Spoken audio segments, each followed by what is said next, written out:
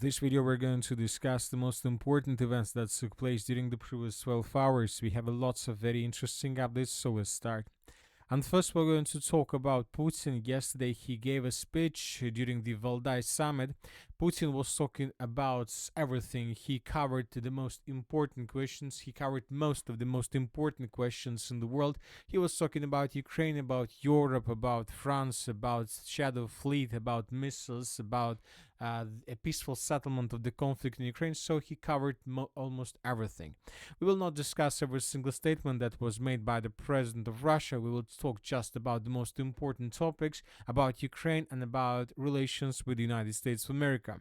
Key points from Putin's statements on Ukraine. First, the tragedy in Ukraine is a shared pain for both Ukrainians and Russians, for all of us. Europe bears primary responsibility for the continuation of the conflict. For the West and their servants in Kiev, the Ukrainian people are nothing more than expandable material.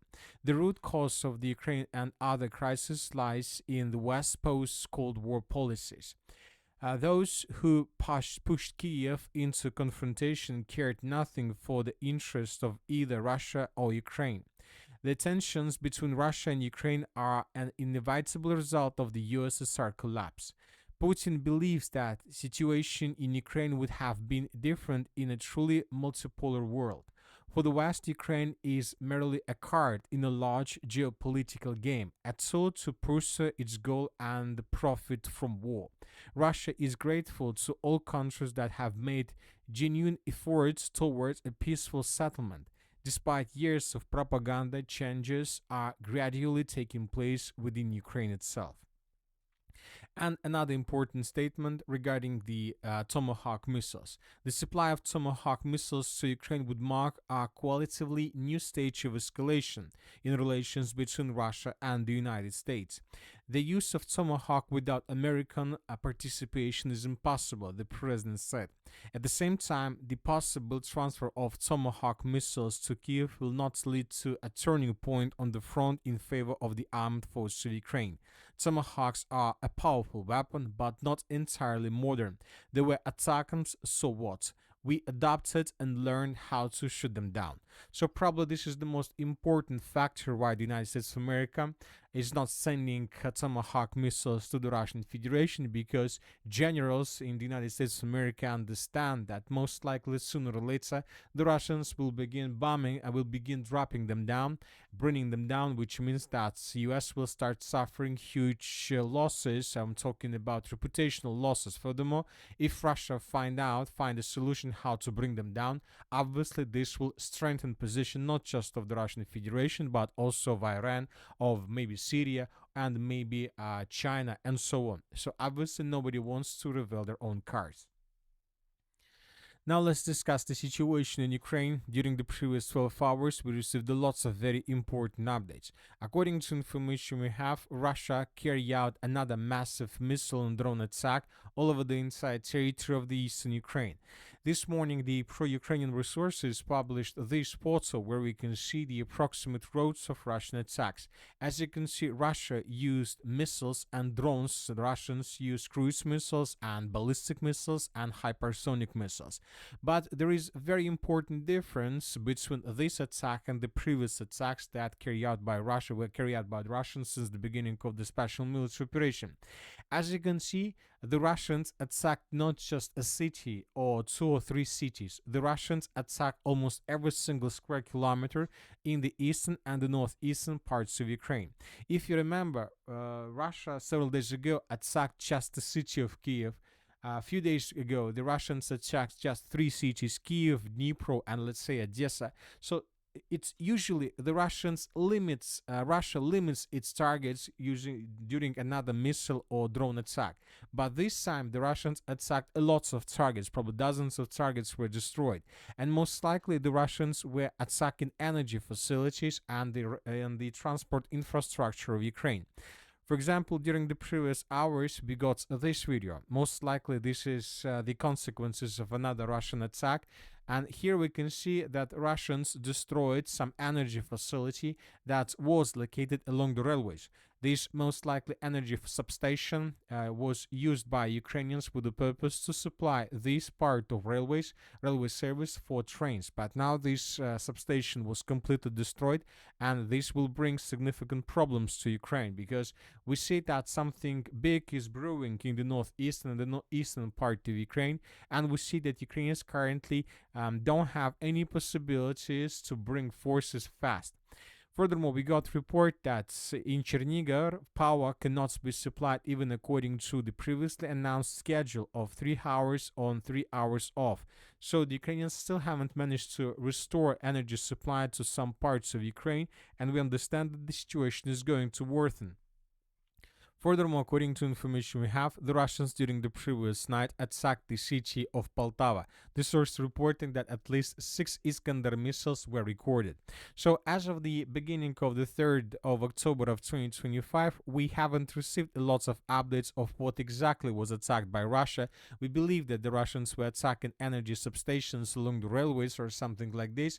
We believe that during the 3rd of October we're going to get additional information, and we will discuss this later during the next update. Now let's discuss the situation on the ground, and first let's talk about the Zaporozhye direction where the Russians continue their offensive operation. The sources are saying that during the previous 12 hours the Russians improved their positions once again. Currently the Russians are advancing in the direction of the settlement by the name of Uspenovka and in the direction of the settlement by the name of Poltavka. So there are very heavy clashes and the clashes are already taking place on the outskirts of these two fortified areas. The Russians are trying to break through Ukraine defense to cross the river of Yanchul and to capture these two territories. Furthermore, several pro-Russian resources reported that during the previous 12 hours, the Russians continue advancing further the west of the settlement of Verbova, and the Russians managed to capture this tree line that goes along the road between the settlement of Verbova and Vishneva. So currently, according to this pro-Russian report, the Russians are about just in several meters in front of the settlement of Vishneva, which is basically the biggest problem for the armed forces of Ukraine. The possible distance between the forces of the armed forces of the Russian Federation and Ukrainian units is less than 800 meters. So which means that in coming days, the first groups of the armed forces of the Russian Federation can answer the settlement of Vishneva, and the battle will start for this strategical settlement. If Russians are able to establish complete control over this territory, and we see that everything goes exactly in this direction, then the Ukrainians would lose their logistics completely, because from the territory of the settlement of Vishneva, Russians would cut R85 road, Russians would cut supply and support of the Uspenovka and Poltavka fortified areas, and the Russians will begin offensive operation in the southeastern direction with the purpose to attack the settlement of Uspenovka from behind. So it's not just a difficult situation for the armed forces of Ukraine. We believe that this is already a disaster. This is a Zaporozhye disaster for the armed force of Ukraine.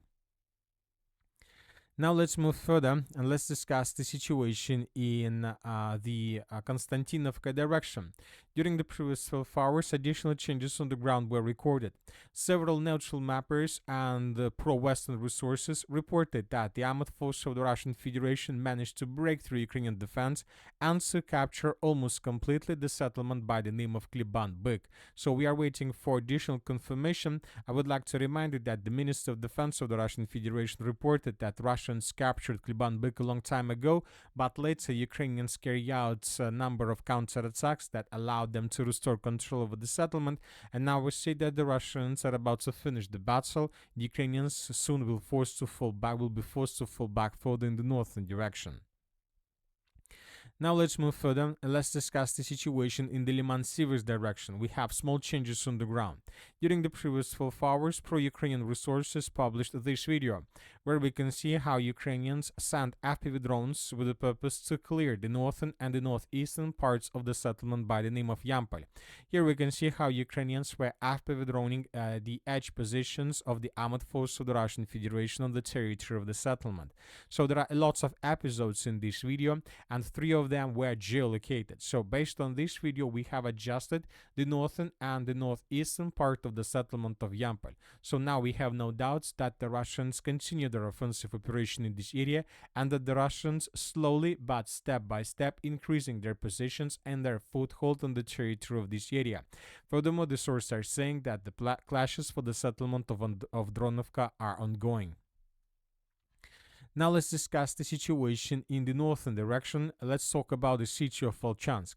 Today, pro-Russian resources and pro-Ukraine resources reported about significant progress on the ground on the Ukrainian side of the river of Volcha, on the Ukrainian side of the city of Volchansk.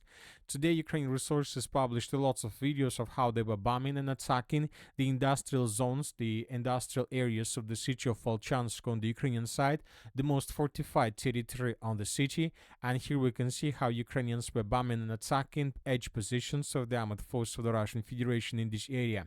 Based on this video, we have adjusted the map by coloring additional territories under complete Russian control.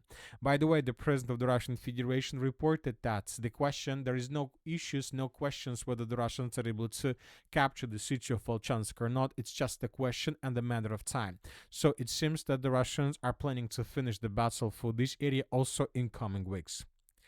And that's it for the short video. Military Summary channel reminds to condemn any violence in the world. Thank you for watching. Subscribe to my channel, put your likes, join my Patreon, and have a good day. Bye bye.